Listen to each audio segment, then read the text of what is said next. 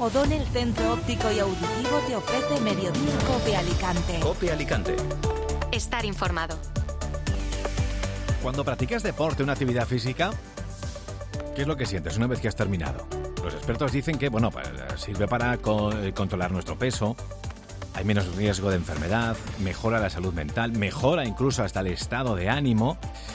Para los que son fumadores, pues también ayuda a dejar de fumar, mejora nuestra calidad de sueño, incrementa la energía. Oye, pero ¿qué beneficios tiene la actividad física y el deporte si lo trasladamos a niños y adolescentes? Hablamos de salud. ¿Qué tal estás? Soy Dani Rodríguez, escuchas Mediodía COPE, edición Alicante. Hospital HLA Vistahermosa te ofrece el espacio de salud en buenas manos.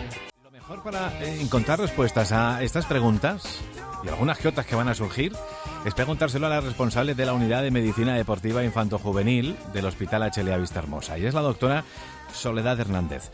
Doctora, ¿qué tal? Buenos días. Hola, ¿qué tal? Buenos días, Denis. ¿Cómo va? Pues fenomenal. Todavía no he hecho mi deporte o mi actividad física en el día de hoy. La haremos porque tiene muchos beneficios, pero sí que me gustaría diferenciar porque no es lo mismo actividad física que practicar deporte, ¿no? No, justamente, primero recomendarte que hagas la actividad física de hoy, sí o sí, ¿eh? Sí, vale, no me lo salto. Y vamos a responder esa pregunta, que son dos palabras que se suelen usar como sinónimo y en realidad son muy diferentes entre ellas. O sea, a ver, no todo niño o toda persona puede hacer deporte, actividad física, pero no sí o sí puede hacer deporte. La actividad física, hablamos de una actividad que aumenta el metabolismo basal, ya sea una actividad de salir a correr, salir a caminar, salir a patinar, es una actividad libre, que no tiene normas, ni tiene reglas, ni tiene competitividad, como sí lo tiene el deporte. El deporte es una actividad física reglada, estructurada, con ciertas normas a respetar y que suele realizarse para competir. Entonces, cualquier persona puede realizar actividad física según sus necesidades. Obviamente hay personas que están más limitadas, hay otras que no, pero sí que la pueden realizar. Y no todas personas quizás pueden hacer deporte. Y eso es algo muy importante, porque a veces se hablan como sinónimos y son cosas diferentes. Uh-huh. ¿Y por qué no pueden hacer deporte? ¿En qué circunstancias no podrían hacer deporte? Y quizás porque, por ejemplo, tienen una patología crónica que no puede tener la intensidad que necesita una competencia deportiva, pero sí a menor intensidad realizar la actividad física, que obviamente le va a favorecer en muchos beneficios, como recién mencionaste algunos. Uh-huh. Claro, beneficios que, por ejemplo, para los adultos, pues yo creo que hemos experimentado, pero si nos centramos, por ejemplo, en la actividad física y el deporte en niños, en adolescentes, ¿cuáles serían los beneficios? ¿Serían más o menos los mismos que había nombrado al principio o no? Sí, a ver, la actividad física y la práctica deportiva son beneficiosos en todas las etapas de la vida, incluida la infancia, claramente. Y uno de los aspectos más importantes es la huella que genera cuando uno comienza a hacer actividad física desde muy pequeñito, ya que eso facilita la adopción de un hábito saludable a lo largo de la vida. Incluso si mis papás o los papás somos activos, es decir, movemos un poquito el esqueleto, esto es más fácil para que los chicos lo copien y tengan ese hábito y lo adopten más fácil, porque la realidad es que en la vida actual justamente no favorece el automovimiento, sino el sedentarismo. Correcto. Lo cual trae un montón de patologías. Es como que hoy una persona se esfuerza por moverse cuando antes era una cuestión natural. Entonces, si hablamos de beneficios, podemos dividirlos en los físicos, por ejemplo. A los niños favorece un montón el crecimiento, el proceso de crecimiento debido a la estimulación que se produce a tejido óseo y tejido muscular, como además también mejora el desarrollo de las capacidades motoras, la percepción espacial, la coordinación, la agilidad y el equilibrio, que obviamente todo esto previene lesiones a la hora de la práctica. Claro. También, como en adultos, sabemos que estimula y activa todo el sistema inmunológico y el cardiovascular, previene el sobrepeso, con él prevenimos la obesidad, como también previene las enfermedades crónicas no transmisibles, que son, por ejemplo, la diabetes de tipo 2, la hipertensión, la dislipemia, y reduce la predisposición a ciertos cánceres. Y una de las cosas que a mí me importa mucho y que resaltarlo aquí, ya que hay muchos oyentes, es que una de las cosas uno de los beneficios también importantes de la actividad física es que mejora la calidad de descanso y con él el sueño. que es algo que a la hora de adoptar hábitos saludables en la vida lo tenemos muy como último, en última instancia, y el sueño es sumamente importante, o sea, es reparador del ADN. Sí, pero, claro, Soledad, pero ¿con cuánto tiempo de antelación podemos practicar deporte o actividad física antes de meternos en la cama y dormir? A ver, nosotros tenemos los ritmos circadianos, ¿no? Estos ritmos es como que de día funcionamos con ciertas hormonas, de noche con otras. Y estas hormonas justamente favorecen la activación de la frecuencia cardíaca, la activación de la presión arterial, la activación del flujo sanguíneo, y de día obviamente estamos más predispuestos a rendir mejor que de noche. Entonces siempre cuanto más nos acerquemos a la noche, peor es el momento para realizar la actividad física que durante el día. Se cree que el mejor horario es después de lo que sería el almuerzo.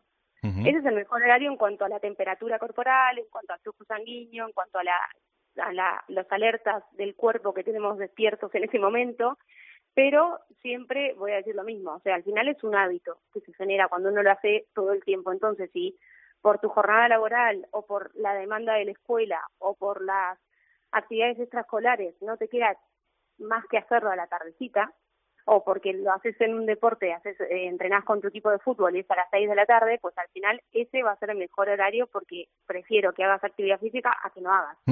Hay que salir a hacer deporte. Yo no sé si esta pregunta, tiene sentido o no, pero ¿hay algún deporte más adecuado que otro dependiendo la edad que tenga el adolescente o no?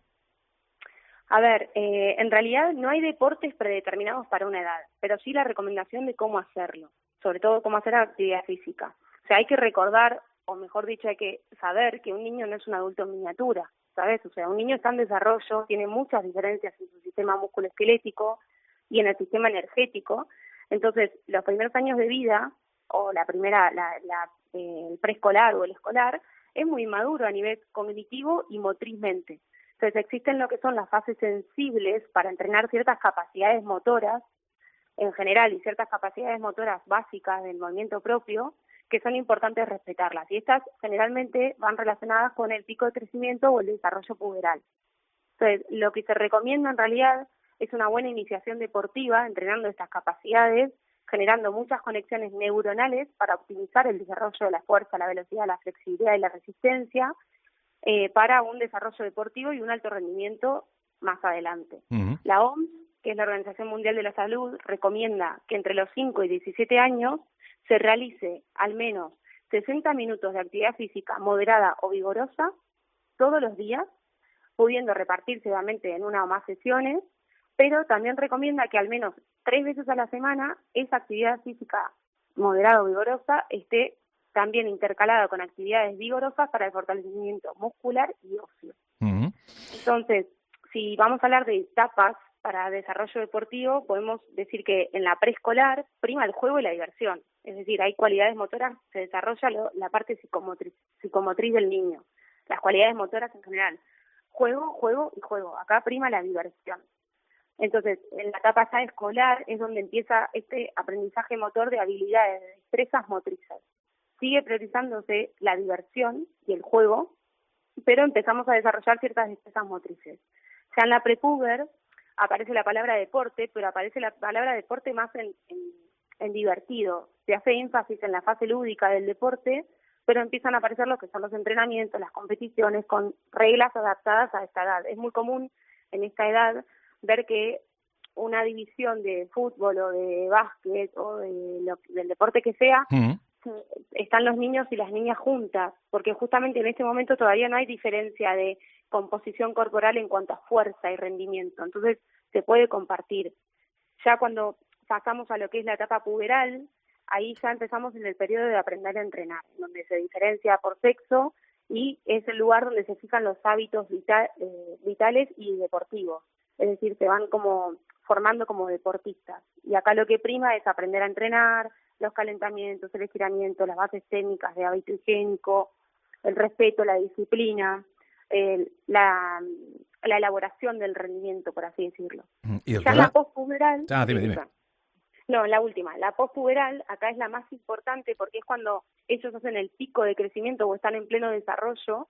Entonces acá es donde hay un juego hormonal con el sistema musculoesquelético también, en donde las capacidades básicas motoras se tienen que desarrollar a tope. Esta es la ventana crítica sensible para desarrollar esas capacidades y formar el rendimiento deportivo, porque se logra en ese momento una madurez psicomotriz muy alta y que es el desarrollo de ese deportista en un futuro.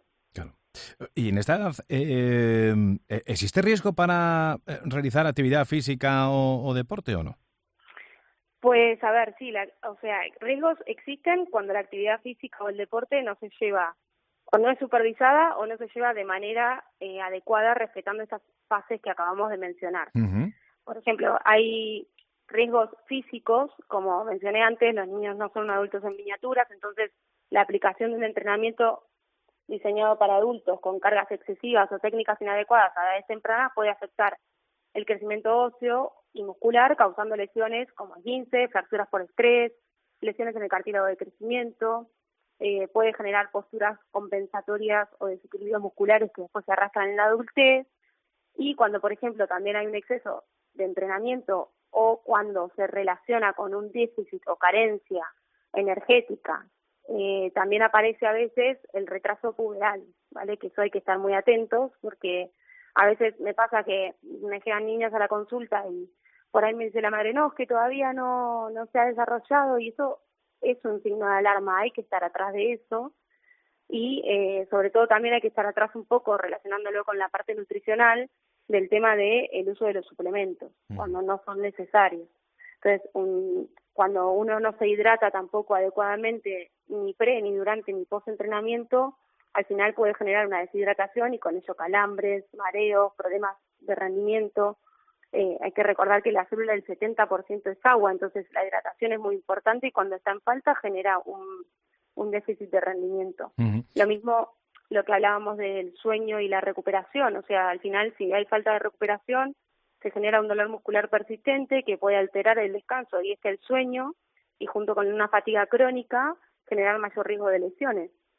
Después están todo lo que son los riesgos psicológicos y emocionales, que es todo un tema aparte, que eso también es, en lo que es niños es sumamente importante, porque muchas veces la presión por el rendimiento, la competencia o la expectativa de los padres o el entrenador mismo puede generar tanto estrés y ansiedad y afectar tanto la salud de los niños, que al final puede también hacer que el nene deje de disfrutar ese deporte y abandone la actividad física, lo cual es sumamente, estamos como clausurando un buen hábito.